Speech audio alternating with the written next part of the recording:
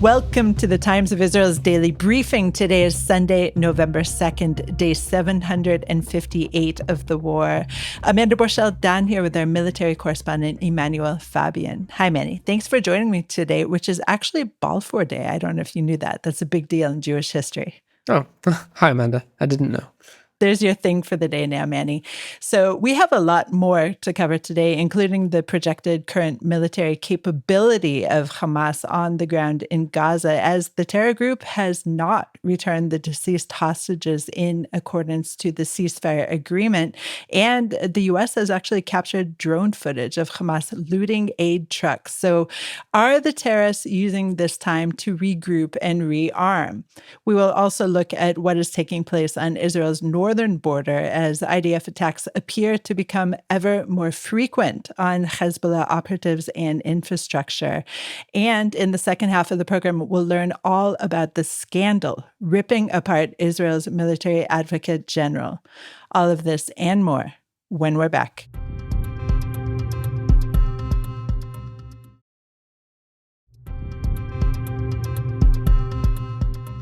And we're back. I'm Amanda Borschel-Dan here with our military correspondent, Emanuel Fabian. Now, just before we begin today, I want to mention something special that we're now offering at TOI, and it's a series of rich Israeli documentary films that you can watch from home with English subtitles. And after watching each film, you can ask questions directly to the filmmakers in exclusive Q&A webinars that we're hosting. The series is now in its third season, and it's called DocuNation. It's available to members of our reader support group alone, the Times of Israel community. So for more information, just go to timesofisrael.com/films. That's timesofisrael.com/films. Manny, as I said, we have a lot to cover today and all very important. And I'd like to begin with what's happening in Gaza. There's a lot of international pressure on the Hamas terrorist army to demilitarize and lay down its arms for the second phase of the Trump 20-point plan. But there's also a lot of skepticism that the terror group will even, agree to take that step truly and actually carry it out.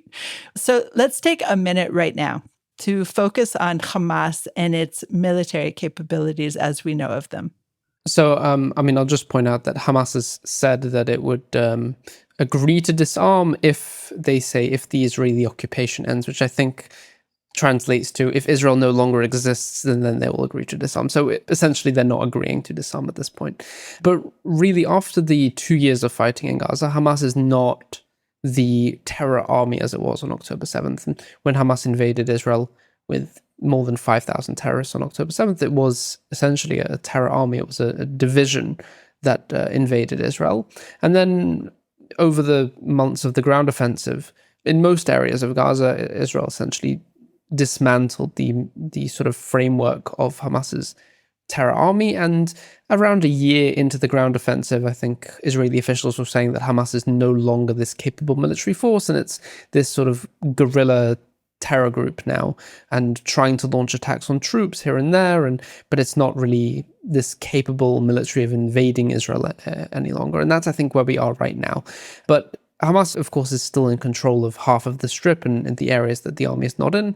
And it's been using the time during the ceasefire, where Israel's not allowed to really go in and continue fighting, to reestablish its control. I don't think we're going to see Hamas turn back into this terror army again, because most of, if not all of their, rocket manufacturing capabilities have been destroyed. Most of their caches of rockets have been destroyed. Hamas is still believed to possess maybe hundreds of rockets, most of them short range, most of them mortars, maybe some long range rockets. But then it's not like it was in the beginning of the war or even later stages where they were launching hundreds of rockets a day at Israel. We're not close to that. We're not going to see Hamas even reach that position anymore, because Israel is controlling everything going into Gaza. They're not able to smuggle new weapons in. They are trying to find weapons that are hidden in certain areas and tunnels and trying to regain control. And of course, the main, I think, goal for Hamas now is to reestablish its civilian control over the population in Gaza, which Israel seeks to, of course, prevent.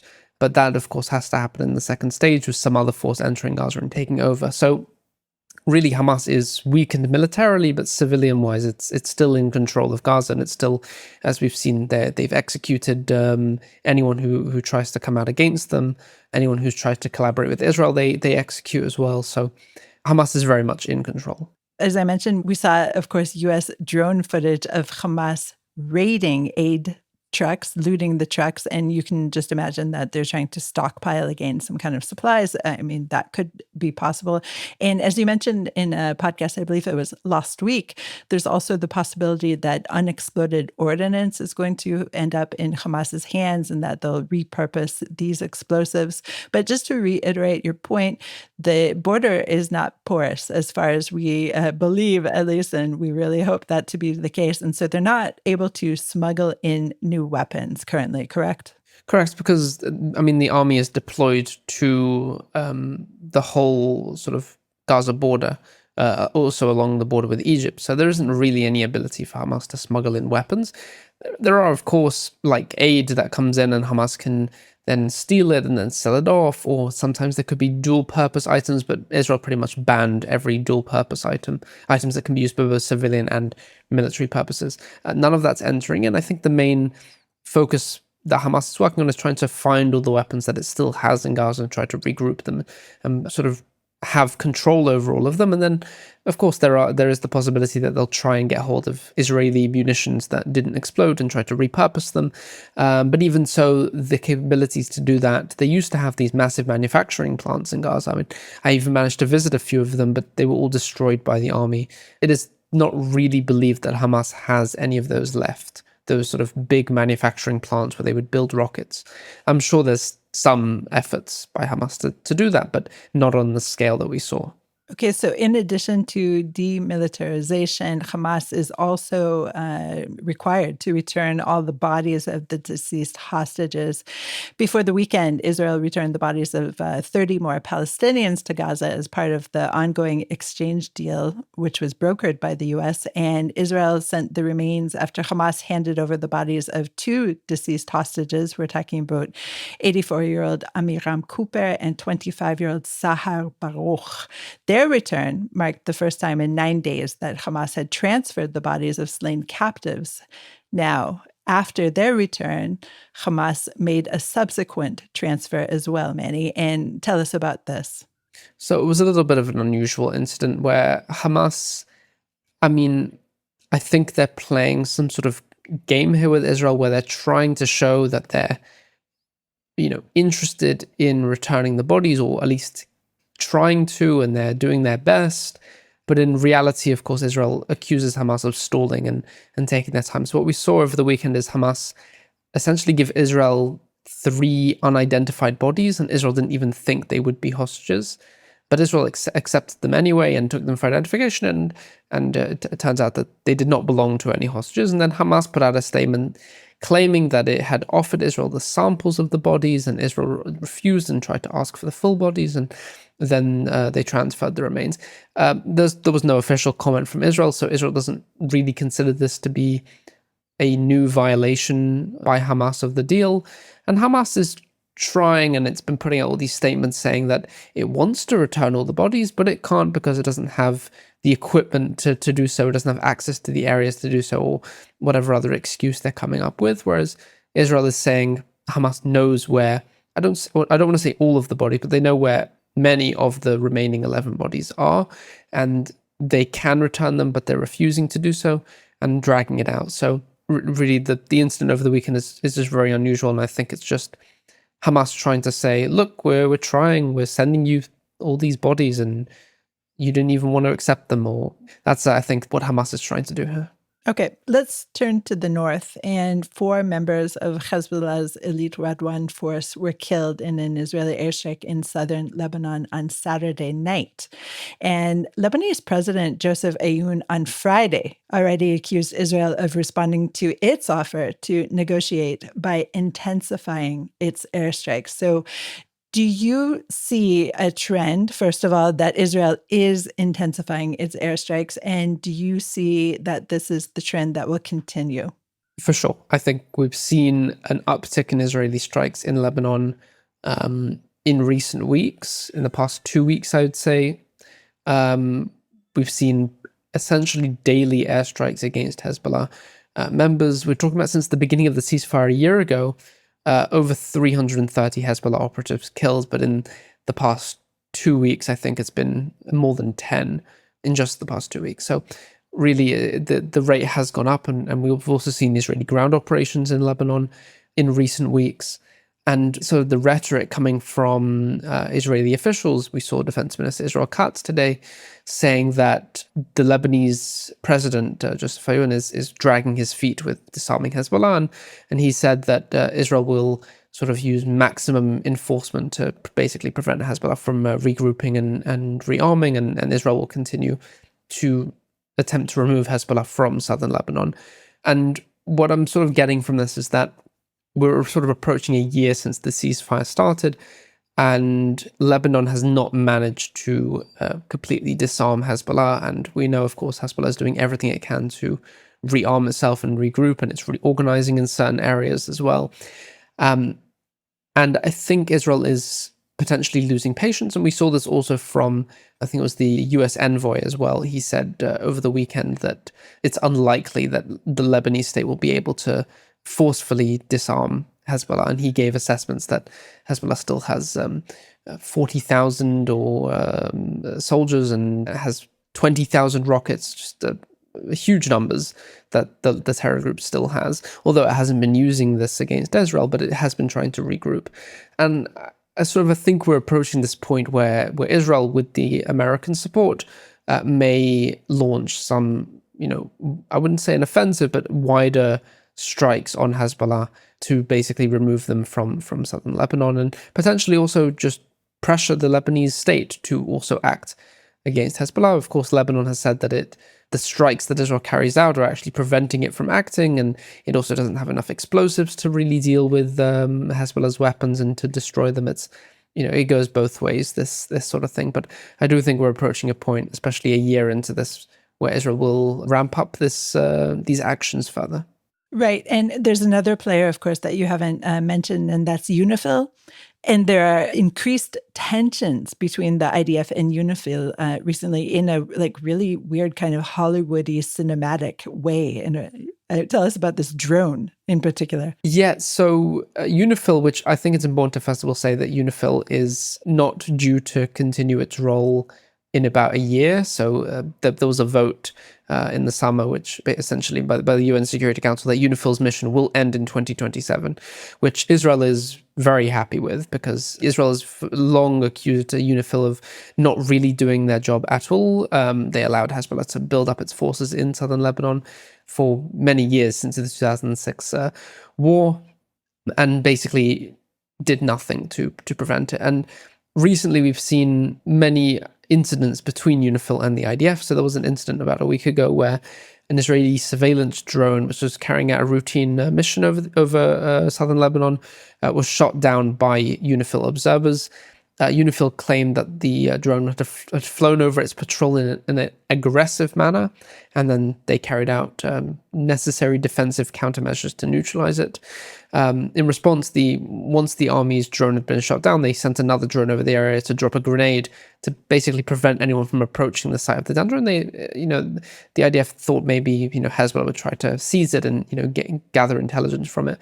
And then UNIFIL said that that grenade was actually dropped near its patrol, and that a tank had fired toward the forces as well. The army denied that a tank had fired, but this followed other incidents of the IDF trying to disperse Hezbollah activity by dropping grenades from drones, and then UNIFIL saying that they were dropped near their observers. There was an incident a couple of weeks ago where a UNIFIL observer was also injured by one of these grenades dropped by the Israeli army. So definitely increased tension there between the sides, but it does look like that within a year, UNIFIL will no longer be there.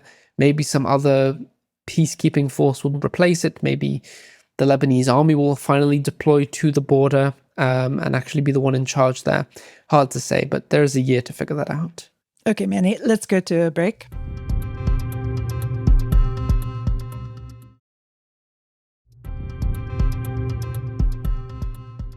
And we're back. I'm Amanda Borschel-Dan here with our military correspondent, Emanuel Fabian. The military's top lawyer Major General Yifat Tomer Yerushalmi announced her resignation from the Israel Defense Forces on Friday, acknowledging that she had approved the leaking of a surveillance video from the Stay Teman detention facility, which purported to show soldiers severely abusing a Palestinian detainee last year. There is so much to unpack here. So, Manny, let's actually start with describing the Stay Teman facility and talking about who was held there, especially at the beginning of the war. So yeah, I think that's good. We should start with a bit of a timeline. So Stay Teman's a military base in southern Israel. It's not normally a detention facility. It's used for logistics and medical related things. It's not normally a detention site, but because the army was detaining thousands of Palestinians in Gaza during the war, as well with all the Nukhba terrorists who were detained during the October 7th onslaught, the army set up this detention facility at the base. It's run by the military police to essentially hold these detainees. And throughout the months of the war, there had been several reports of, I would say, problems at the base, misconduct, abuse, extreme use of physical restraints, beatings, neglect of medical problems, punishments, and all sorts of issues, because this was a small site being used to hold thousands of people. And eventually this reached the High Court, and the army agreed to essentially not completely shut it down, but vastly reduce the number of detainees held at the facility. That's on the facility itself. Now, in July 2024, in the beginning of July, a Palestinian detainee, he's a Gazan, he's a member of Hamas, but not a Nukhba terrorist, he's a Hamas policeman, according to court documents. He was essentially taken to for medical treatment from the facility with very serious signs of abuse. I'm not sure if you want me to describe them here, but we're talking about very, very severe injuries.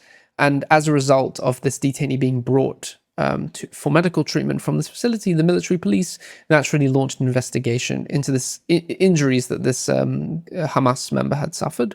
And they investigated, and they obtained surveillance video and questioned people. And it turns out that reservist soldiers who were guarding the terrorists and the detained Gazan terror suspects had taken this man to the side and beaten him and abused him and caused him very, very severe injuries. On July 29th, so at the end of the month, the investigation went public. Military police, again, the facility is run by the military police, but other military police, the investigative side, essentially went to the Stay Teman facility and detained 9 of these reservists there. A 10th was also arrested a day later, but arrested them and took them, of course, because the investigation has now gone public. And in response to that, we saw a mass protest erupt at the base on that day. Dozens of right-wing activists and even government ministers and politicians breached into the base. And then there was another facility where the army's courts are located in Bet Lid, where, again, right-wing activists and lawmakers basically broke into the base to try and thwart the arrests. And this is all because the rhetoric going around at the time was, how dare the army investigate soldiers who were guarding these terrorists? In August, so a month later, we saw this video leak on Channel 12 News of the alleged abuse, and it showed these soldiers pulling this detainee to the side and surrounding him with these riot shields while the alleged abuse was carried out. Now, this leaked on Channel 12 News, and in response to that, right-wing lawmakers demanded an investigation into the leak. How could this have gone out? And of course, the fallout from this video was the fact that it went viral in the world as the IDF soldiers raped a Palestinian detainee. Rape was not part of the charges against these soldiers, but that was the statement that had gone out. So the current scandal right now is about the leak, not about the actual crime that was allegedly committed. And we're talking about who is the leaker, right? And apparently, I mean, she's admitted it at this point, has she not? Correct. So this is where it kind of goes away from the original case, which was, of course, the abuse, and the 5 reserves have been indicted for this case. And now it goes back to the leak itself. And Yifat Tomer Yerushalmi, the military advocate general, admitted that she was the one who approved the leak. And she said she did this to try and counter what she called the false propaganda against the military law enforcement authorities. Essentially, all of these lawmakers and right-wing activists saying that the Israeli army or the military advocate general specifically prefers the terrorists over the soldiers and wants to indict the soldiers for this. So her idea was to try and show that, yes, this was a real incident that happened. Yes, these soldiers really abused this Palestinian. And she did so by leaking this video to Channel 12 News. But I think the even bigger deal in this case is it's not just the leak, because the leak is a leak, and it's problematic because it was before the indictments had been filed, and it could be obstruction of justice. But the bigger issue is the fact that the Israeli army chief at the time, Herzi Halevi, and the defense minister at the time, Yoav Gallant, and other lawmakers had all requested that they investigate the source of the leak. So the military advocate general launched an internal investigation into the leak, and they essentially lied and said that they couldn't find the source of the leak. And there was even apparently a document supported to the High Court where essentially the court was told that the military advocate general couldn't find the source of the leak, where in fact the military advocate general herself was the leaker, who was the one who approved it. And that is, I think, where this goes into a more criminal activity, which is lying to the High Court, lying to senior officials, faking an internal investigation where they couldn't find the source, even though they knew exactly who was the leak. And of course, the obstruction of justice, which is leaking this video, leaking materials from an investigation while the investigation is still being conducted and before indictments are being filed. And of course, that's why Tomer Yerushalmi has resigned from her role, and now the army, IDF chief of staff Eyal Zamir, and the defense minister Israel Katz need to now find a replacement for her, which again is also a very complicated matter as well. Right, because the person who would replace her needs to have a lot of experience in the actual system, in the institution of the IDF, the MAG, I guess we call it in English, the MAG system. And so if anyone is in that system, then ostensibly they would have been working with Tomer Yerushalmi. So my question for you is, Manny, could they draft a reservist? Meaning there are several lawyers who have had to do reserve duty in this unit during the war, at least. I don't know if prior. And is that even an option to get an outside person? It is possible. Kind of. I mean, I looked at this morning at the military justice law. It's basically the legal framework for the Israeli military and the defense system in Israel. And under that, it says that the military advocate general must be a military attorney, and they must have 7 years of legal experience. So, like you mentioned, any of Yifat Tomer Yerushalmi's deputies or anyone in her office at the time, I don't think there's any chance that they will be appointed, purely because they either knew of the leak or were involved in the leak, ostensibly. It's very unlikely we'll see that. And I mean, legally speaking, they can't appoint a civilian attorney or legal expert to this role, and they also can't appoint some senior officer who's not an attorney. It has to be someone from the system, although what I sort of suspect, and you can always check back on the website, I think later today, I think we might even know later today, because Katz and Zamir are meeting this afternoon to discuss this, is we'll see them appoint someone who's a former officer, maybe someone who was in the military advocate general system years ago and has been released and has finished their duty in the army. Then they might bring them back to serve in the role, like Zamir himself. Zamir had finished his military service years ago. He went on to be the Defense Ministry Director General, and then he was brought back to the army after October 7th. They didn't want someone else from within the army system. I think that's the kind of route that they'll go down, is to basically find someone, maybe a former deputy or a former senior attorney in the unit who has been released and has been out the army for several years, and then have them be in the role. I think that would be the most wise choice. But I think there will be also other appointments. I think they'll have to get rid of the deputy as well if he knew, and other senior officials in the office. There's going to be this criminal investigation. Yifat Yerushalmi is expected to be questioned under caution as well in the coming days for her part in this leak, and of course the lying to the High Court. And just one final question. We have gone on very long, but one final question. What differentiates her actions from those of a, typical whistleblower? Well, she didn't really whistleblow because the case was already public. There were already arrests. Everyone knew what the charges were before the indictments were filed. But the charges were made public. The military police told reporters them. The suspects were they were being held in detention. So it's not like the public didn't know what the case was. What Tomi Yerushalmi did was leak footage from the case to try and essentially prove her point that yes, this case was real.